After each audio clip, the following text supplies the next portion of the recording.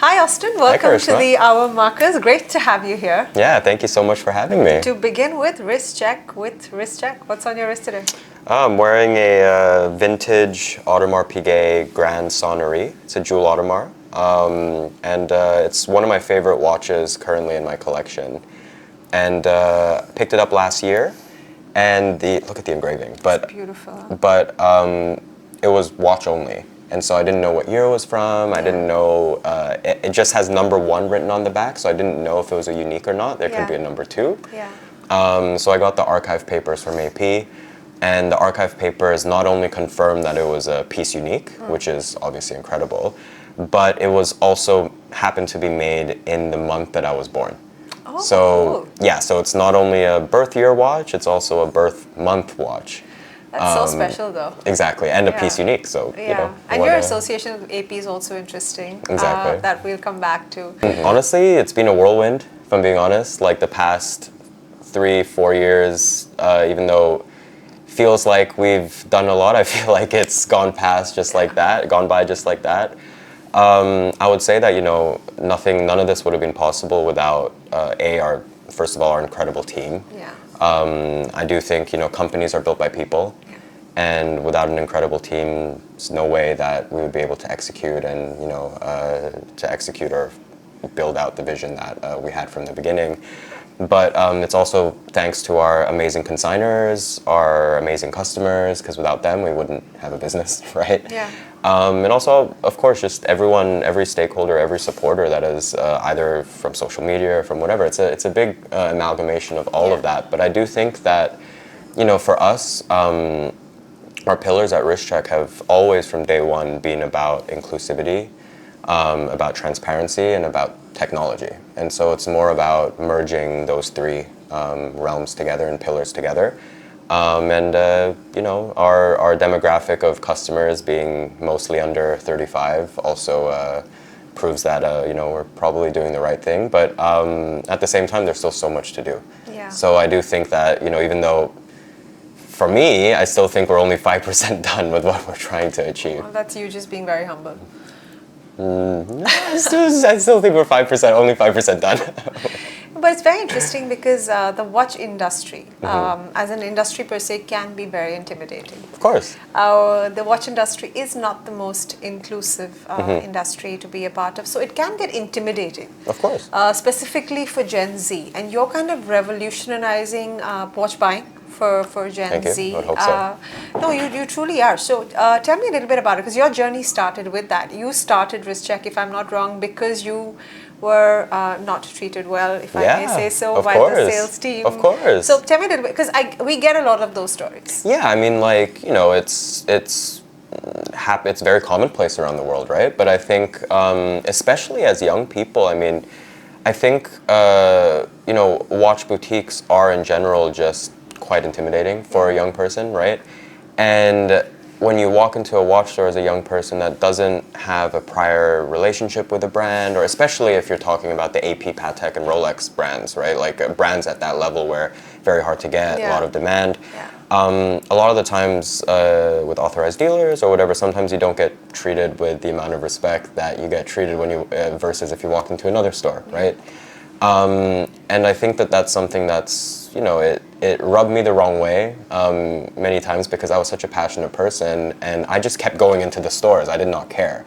But how many people are like that? Not that many. Yeah. And in my opinion, if someone already has taken the effort into walking through the door, they already are someone that you should speak to because it's such a niche field. Exactly, anyway, right? It's such a niche watches. field. And people don't realize, how many stores does the average person walk past per day? A lot. But how many do you walk into? Not that many, right? And so if you're walking into a store, chances are you have intention.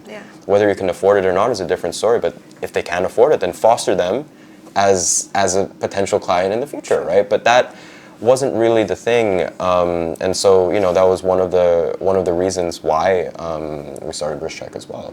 But obviously the industry is also changing. 10 years ago was way worse than it is now. But at the same time, you know, it's also hard for brands to change because at the same time, I understand from the brand's perspectives.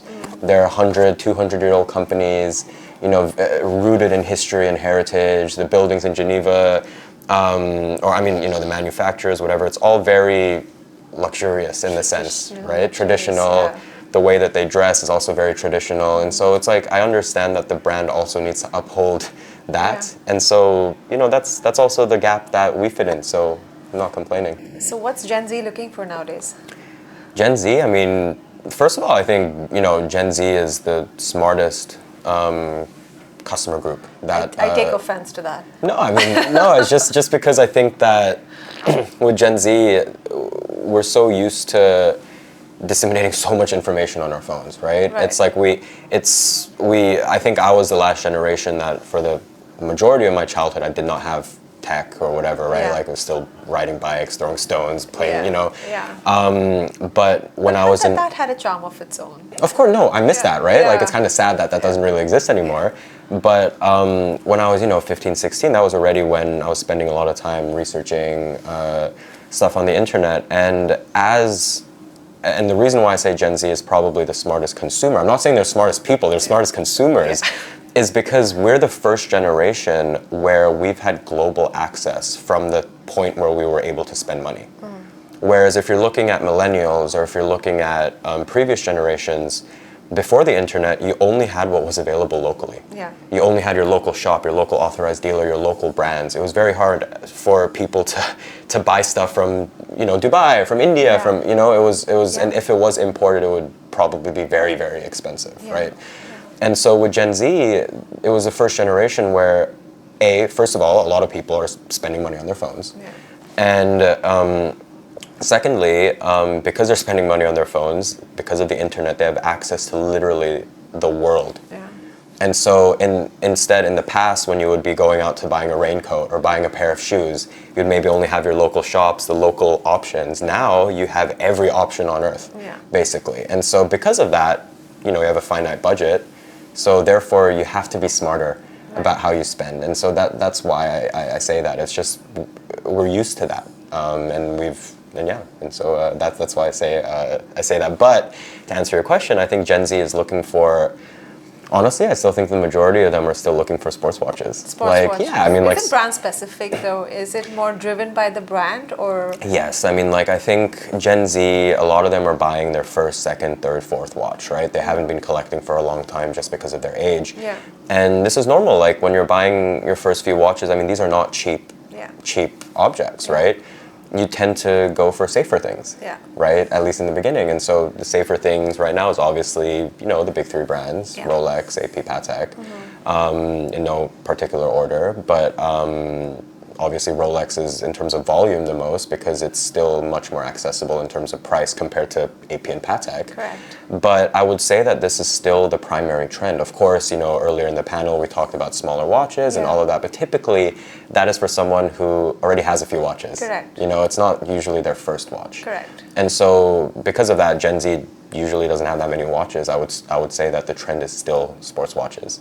And it also just fits their lifestyle more. Gen Z is more casual. They wear suits less. You know, like sports watches just suit their lifestyle a little bit more.